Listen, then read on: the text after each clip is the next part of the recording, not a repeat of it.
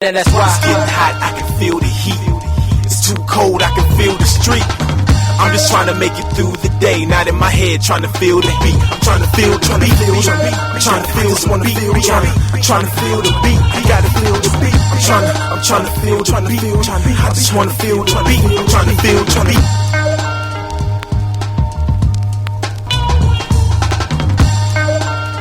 Feel the beat. 258 people have fallen victim to gun violence in the United States over the past 72 hours. Is now a good time to talk about gun reform? The George Croom Experience, presented by Ad Closure, the secret agent of top agents. Is your home being marketed or is it just listed? Tell your agent you want Ad Closure marketing to help sell your home faster. All right, welcome to the George Croom Experience. I'm George Croom, and I'll be ushering you through the next 20 minutes or so. But first, let's pay some bills. The George Croom Experience is presented by Ad Closure, the secret agent of top agents. Talk to your agent about adding Ad Closure marketing and sell your home quicker. Look, man, you got to market your house. In this market, in these days, you have to market your house. And companies like Ad Closure will help you do that. Wherever you are in the country, this is a company from the DMV area where I live. But I'm telling you, wherever you are in the country, find a company that will market your home on social media, like Ad Closure. If your agent's not doing it, you can do it yourself. But that's how you sell a home in a down market. Hey, Kep, bring us into the first segment. The Supreme Court has kicked the can of debt relief down the proverbial road. Will we ever see federal student loan forgiveness? All right, so the Supreme Court has ruled that they're going to let the student loan forgiveness lapse until February. They're going to hold off on making a decision about that until February. Actually, check that. They're not going to make a decision until June at the latest. They're not even going to hear arguments until February. That means everybody who looked at President Biden's student loan forgiveness and thought that they were going to get student loan forgiveness, and we're talking about people were going to get about $10,000 knocked off of their federal student loans who had federal student loans. And a lot of those people depended on that because that's real COVID relief. Some of these people lost jobs. Some of these people lost a lot of income during the pandemic. And President Biden was trying to lessen that burden by giving some student loan forgiveness. And it was blocked by a federal judge, I believe in Texas. And then they took the case to the Supreme Court. Supreme Court said they wouldn't hear the case until February. Now, good on Joe Biden for extending the student loan repayment moratorium. But as of now, there is no student loan forgiveness. And that's tough for a lot of people who really, really thought that was coming down the pike and that they were going to be able to plan for that in the new year when it came to their finances. And I'm going to tell people, look, this is how politics works, but you have to stay the course. It took 50 years for opponents of Roe v. Wade to get a Supreme Court that would strike down Roe v. Wade this past year. 50 years. Stay the course. It may take a long time. You may not be here when we get to that mountaintop. But one day we will have student loan relief for a lot of people who went to school to better themselves and to better this country and are paying the hard burden of that on the back end. Bring us in, Cap. Block Kanye but prop Donald Trump? Musk, we ask. Is Twitter a credible social outlet or Elon's toy? All right, so Kanye West was blocked from Twitter on the same week that Donald Trump was readmitted to Twitter. Can you you literally can't make this up. Elon Musk admitted Donald Trump, a person who put out dangerous, oftentimes not factual tweets during his presidency and during his campaign back in 2020. And he was kicked off Twitter because of it. But Elon Musk has decided that Donald Trump, a person who is dangerous, not factual, and who incited a riot against the U.S. Capitol, He's allowed that person to come back. But Kanye West, and I'm telling you that I will always say I am not condoning the actions of a Kanye West. I'm not condoning his views. I'm not telling you that his views, his anti-Semitism, as it's seen by some people, I'm not telling you it's right or wrong. I'm not telling you any of that. What I am telling you is that punishment must be equitable. The things that we do and say against certain people must be equitable. And we're going to talk about this a little bit later when we talk about LeBron. But Kanye West being kicked off of Twitter for his actions on the same week that Donald Trump was admitted. And remember, this is the same Kanye West that met with Donald Trump down at Mar-a-Lago this week. It seems fishy to me. I mean, Kanye West went into Mar-a-Lago, and Donald Trump has been trying to distance himself from Kanye West and the blatant racists that Kanye West brought with him to Mar-a-Lago. And it just seems a little fishy that on this week, Donald Trump's readmitted to Twitter, but Kanye West is kicked off. Somebody's got to answer how that works. Bring us in, Cap. The robots have landed in San Francisco. What does this mean for criminal justice? So we're talking about RoboCops. We're talking about the police are going to use robots to control crowds now in San Francisco. Now, there was a lot of debate about how this is going to work, and a lot of police watch groups in the areas of San Francisco, Oakland, were saying that this was the wrong move. This was not something that we should allow the police to do. Because having police that are so in the military, and rightfully so, a lot of people say that the military having drones has increased the death around the world, because when you have a person that is detached from the action of killing, more killing happens. And it's true. If we can send a drone to do what we used to put boots on ground for, or what we used to actually put a pilot in the air for, an actual pilot at that time. If you're a drone pilot sitting in a comfortable space somewhere in the U.S. and you're flying a drone through Afghanistan and you have to take out a criminal, it's a lot less bearing on you than if you're actually in the airplane taking that person out. This is what's going to happen with these robots. San Francisco has now allowed these robots to be put onto the streets, and police officers who once had to make a decision mentally to do an action against a suspected criminal will be detached from that now.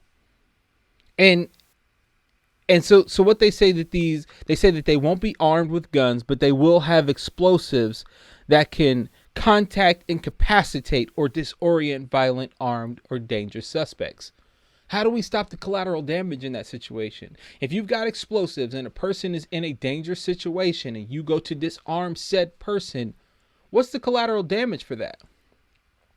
How do you disarm just that person? Especially if you don't have a person in front of them. I know we're trying to save lives and we don't want police officers to die. I've got police officers in my family. Do not look at this as me saying, oh, police officers need to risk their lives. No, I've got my uncles, my grandfathers have been police officers. I'm not telling you that I want police lives to be put at risk, but what I am telling you is that when we don't put humans at the forefront and we are allowed to use things like drones and robots to replace them, the moment where a human connection with another human before we do something catastrophic like take a life, the moment that stops you from taking that life is removed from the situation. We'll be back after the break. LeBron speaks, but did the media hear? Next on the George Croom Experience. G1 Commercial is a proud sponsor of the George Croom Experience. Stay tuned because more is coming up after this break. What is an asset-based lending philosophy? An asset-based lending philosophy focuses on assets instead of income. Let me explain. A traditional mortgage requires the borrower to prove they make enough income to cover their mortgage payment and all other debts. The amount of your income used to pay your debt is limited to somewhere around 50%. This means that if your debt is greater than the maximum debt-to-income ratio, your loan is denied. An asset-based loan doesn't use your income to qualify. It uses the property securing the loan and its ability to generate cash flow or appreciation as the primary qualifier. In a nutshell, G1 Commercial Mortgage is a bank alternative mortgage finance company for real estate investors. If you get denied by a bank or do not want to go through the traditional bank underwriting process, give us a call. Welcome back to the George Croom Experience. And hey man, this is I believe episode 8, 7 or 8. I think it's 8. We're at episode 8 already. Wow. That is awesome. Thank you for riding with us, and thank you for being here day in, day out. And I'm going to continue doing this show. It's enjoyable for me, and I do it really so that I can inform people on things that they don't know. It started off as one thing and became another, and now we're here, and I am so thankful that you have taken this ride with me, and I hope that you continue to take this ride with me, and allow me to bring you into a world that oftentimes is sometimes the forgotten world, especially in sports. We don't have enough people in sports who talk about the real things that go on. We only talk about numbers. We talk about scores. And I've been able to look behind the curtain, and that has been awesome. And I'm so glad that I have a bunch of people who take that ride with me every day and continue to, please, because I'll continue to do this work and bring these things to you. So what I wanted to do, I want to ask you, Kep, because you're one of the smartest people I know and you have a PhD. How do you feel about the crippling debt that many students acquire to obtain an education in America? I was very fortunate because my parents were able to afford my in-state tuition when I went to school. I don't know if they'd be able to do that now, but I really don't know where I would be if I had the extra burden of student loans. And the cost of college keeps rising. Wages are staying the same. So on top of other living expenses that people have to deal with, a huge portion of your paycheck has to go back to the government to do like fuck all with. And it feels like a trap that most people can't escape.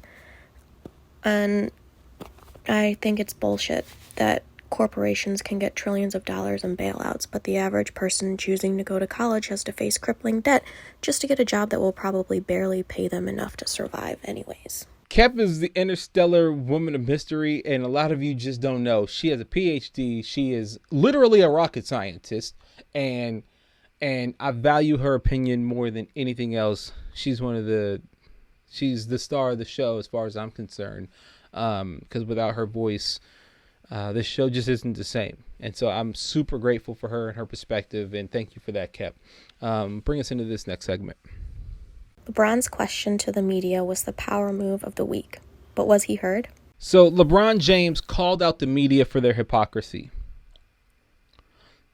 So in 1957, Jerry Jones, a young 14-year-old Jerry Jones, is standing at North Little Rock High School, and he's looking over at a crowd who is blocking the path of 6 black students trying to enter that school and integrate that school. And we have this photo now of this 14-year-old Jerry Jones. And LeBron James asked the media today why that was swept under the rug. Why nobody asked about that when Kyrie was happening. Everybody wanted to know about it. And LeBron James came to the media and he said, hey, he asked a very poignant question. He said, look, tell me why it is that in this situation you didn't ask me about Jerry Jones, but you want to keep pressing on a Kyrie, on a Kanye. People who look like me, we press the issue, but when people are wealthy and look like Jerry Jones, we don't.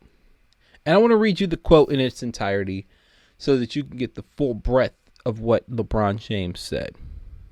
So this is what he said. Quote, I got one question for you guys before you guys leave. I was thinking when I was on my way over here, I was wondering why I haven't gotten a question from you guys about the Jerry Jones photo. But when the Kyrie thing was going on, you guys were quick to ask us questions about that. Me personally, I don't condone any hate to any kind, to any race, to Jewish communities, to black communities, to Asian communities. You guys know where I stand. I believe that Kyrie did cause some harm to a lot of people. And he has since, over the last, I think it was today or yesterday, he apologized. But he caused some harm, and I think that's unfortunate. This is what LeBron is saying. He continued, when I watch Kyrie talk and he says, I know who I am, but I want to keep the same energy when we're talking about my people and the things we've been through. And that Jerry Jones photo was one of the moments that our people, black people, have been through in America. And I feel like as a black man, as a black athlete, as someone with power and a platform, when we do something wrong or when something that people don't agree with, it's on every single tabloid, every single news coverage. It's on the bottom ticker. It's asked about every single day. But it seems like to me that the whole Jerry Jones situation, the photo, and I know it was years and years ago and we all make mistakes, I get it, but it seems like it's just been buried under like, oh, it happened, okay, we just move on. And I was just kind of disappointed that I haven't received that question from you guys. End quote. That was LeBron's question. And so my question to you is, where's the lie? We'll be back.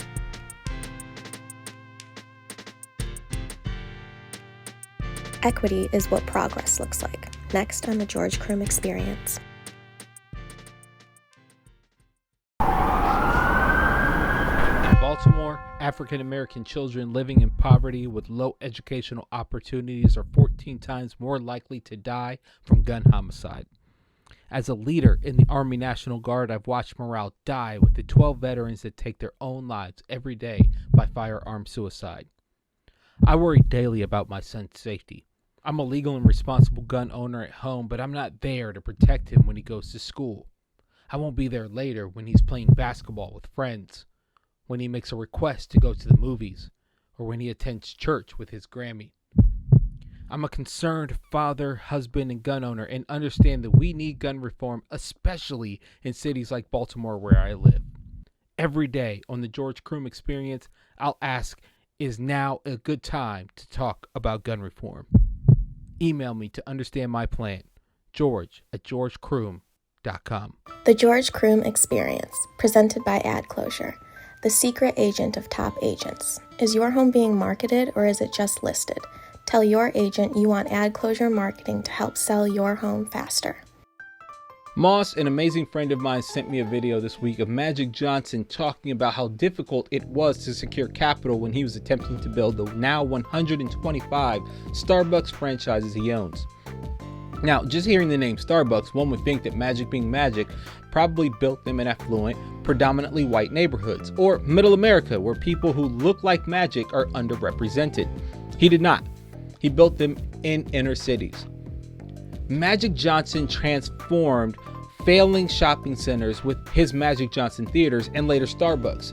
Many were under 50% occupied when he took over, and after he acquired them, maintained consistent 100% occupancy rates, which is unheard of in the mall industry today.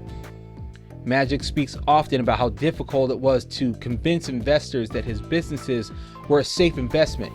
And it causes me to ask, how do we build black and brown America when Magic Johnson, one of the most famous athletes in history, struggles to get money?